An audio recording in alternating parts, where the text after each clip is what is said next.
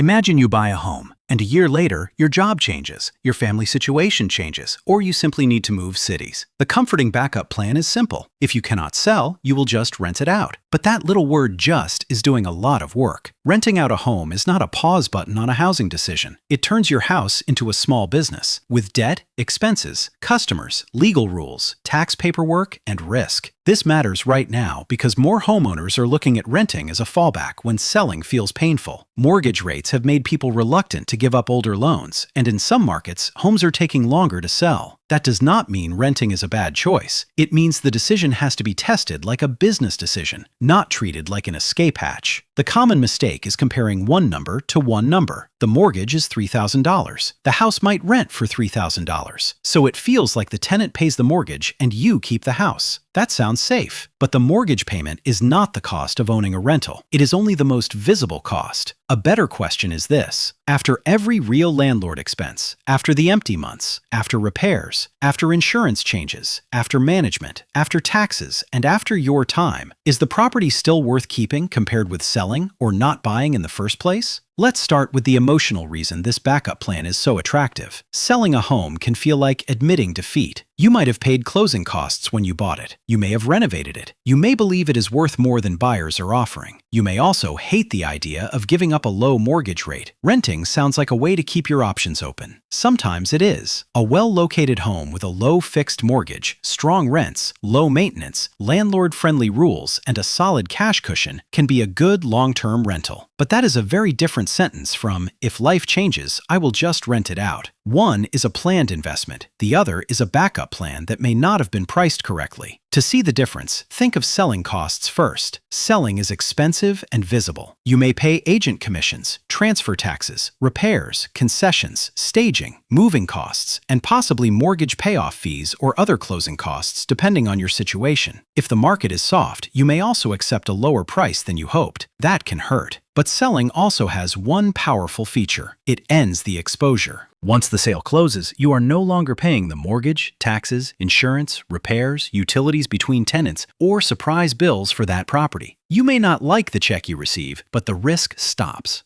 Renting flips the problem around. It may avoid a painful sale today, but it keeps the financial machine running. Every month, money must come in, and every month, money can go wrong. Here is a simple example. Say your monthly mortgage payment, including principal and interest, is $2,400. Property taxes are $500 a month. Homeowner's insurance was $150, but landlord coverage costs more, so now assume $225. The HOA is $200. Before repairs or vacancy, the property already costs $3,325 a month. Now suppose the market rent is $3,400. At first glance, you are ahead by $75. That feels like break even, but no landlord should stop there. A property will not be occupied every single day forever. If you assume one empty month every 2 years, that is roughly 4% of rent set aside for vacancy. On $3,400, that is about $136 a month. Repairs and maintenance might be another $300 a month on average, and some years will be much worse than average. If you hire a property manager because you moved away, that might take a percentage of rent, often enough to turn a thin margin negative. After vacancy, maintenance, and management, that $75 cushion can become a monthly loss of $500 or more. And that is before a roof leak, an air conditioning failure, a special HOA assessment, legal fees, or a tenant who stops paying. This is why monthly break-even is not the same as earning a return. If a rental brings in enough to pay the mortgage in a perfect month, you still may not be compensated for the money you have trapped in the property, the risk you are carrying, and the work you have taken on. That trapped money is important. If you have $100,000 of equity in the home, that equity is not free. It is money you could use to reduce debt, fund an emergency reserve, invest elsewhere, buy your next home, or simply lower your financial stress. Keeping the property means that money stays locked inside a building that may or may not produce a good return. Before we go deeper, if you like calm explanations of housing, debt, investing, and the money decisions that people usually learn the hard way, consider subscribing. The goal here is not to tell you what to do. It is to help you see the trade-offs before they become expensive. Now let's talk about the costs that people forget because they do not arrive every month in neat little bills. Repairs are the big one. A home you live in can have annoying problems that you tolerate for a while. A rental cannot always work that way. If the water heater fails, the tenant needs hot water. If the furnace goes out, you may need to act quickly. If a dishwasher leaks into the floor, delay can make the damage worse. Landlords do not just pay for repairs, they often pay for speed. Vacancy is another quiet cost. Even in a strong rental market, tenants move. You may lose rent while cleaning, repainting, advertising, showing the property, screening applicants, and signing a new lease. If the home is in a seasonal market, or if many similar rentals hit the market at once, vacancy can last longer than expected. Then there is management. If you move across town, you might handle problems yourself. If you move across the country, self-managing can become unrealistic. A property manager can be worth the cost, but the cost has to be in the math from the beginning. If the deal only works when your time is valued at zero, it may not really work. Insurance can also change. A standard owner-occupied homeowner's policy is not designed for a tenant-occupied rental. You may need a landlord policy, and the premium can be higher. You may also want more liability coverage. The exact numbers depend on the home, location, insurer, and risks in that market. The key point is that the policy you had as a homeowner is not the number to use in your rental math. HOAs can surprise people too. Some associations restrict rentals, require waiting periods, limit the number of rented units, charge extra fees, or require tenant registration. Condo buildings can be especially strict. A rental plan that violates HOA rules is not a plan. It is a future conflict. Local rules matter as well. Different cities and states have different requirements for deposits, notices, inspections, rental licenses, rent increases, late fees, eviction procedures, and habitability standards. These rules are not just technical details. They affect your timeline, your costs, and your risk if something goes wrong.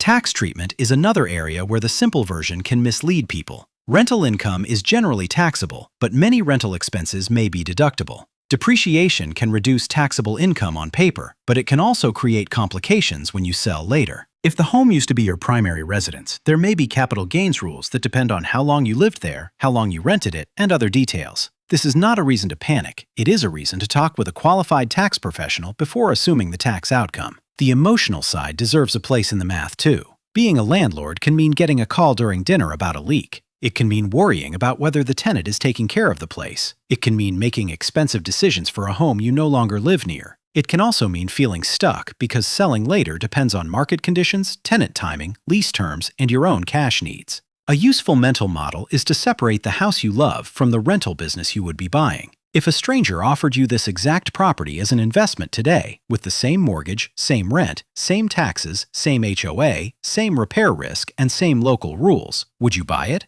If the answer is no, then keeping it only because you already own it may be an emotional decision disguised as a financial strategy. That does not automatically make selling better. Selling can be the wrong move if the numbers strongly favor renting, if you have enough cash reserves, if the property is easy to manage, if rents comfortably exceed all costs, and if you are willing to hold through bad months. But the word comfortably is doing important work. A $50 monthly cushion is not comfort, it is a rounding error. So how do you stress test the decision? First, estimate market rent using real comparable rentals, not hope. Look at homes that actually rented if you can, not just listings with optimistic asking prices. Second, calculate all monthly costs. Include mortgage, taxes, landlord insurance, HOA fees, utilities you may cover, lawn care, pest control, accounting, rental licenses, and property management if you will not be local. Third, set aside money for vacancy and maintenance. A new-looking home can still have expensive systems aging behind the walls. A rental with no maintenance reserve is not profitable. It is borrowing from the future. Fourth, ask how much cash you can keep outside the property. If one missed rent payment or one repair would put you into credit card debt, the rental may be too fragile. Fifth, check rules before you need them. Read your mortgage terms, HOA documents, insurance requirements, city rules, and lease obligations. Boring paperwork is much cheaper before a tenant moves in. Sixth, compare renting with selling honestly. Selling may have a large one-time cost. Renting may have smaller costs that repeat and occasionally spike. One is a clean cut, the other is an ongoing commitment. Renting it out tends to make more sense when the home has strong, positive cash flow after realistic expenses, when you have cash reserves, when the property is in a durable rental market, when the rules are manageable, and when you actually want to own a rental for several years. Selling may be safer when the rental only works in a perfect month, when you need the equity for your next step, when the property is far away and hard to manage, when the home has major repairs coming, when HOA or local rules are restrictive, or when you are already financially stretched. And not buying yet may be the safest choice when you already know your life is uncertain. If there is a real chance you will move soon, the question is not just whether you can afford the monthly payment. It is whether the home still works if your plan changes. A house can be affordable as a place to live and still be a poor rental. The main lesson is simple. Renting out your home is not automatically a clever backup plan. It can be a good investment, a temporary bridge, or an expensive way to avoid a hard sale. The difference is the math, the risk, the rules, and your willingness to run the property like a business. Before you tell yourself you will just rent it out, remove the word just. Then run the numbers again. If you have a question about turning a home into a rental, selling after a move, or comparing rent versus buy decisions, leave it in the comments. And if there is another money decision you want explained in plain English, suggest that too.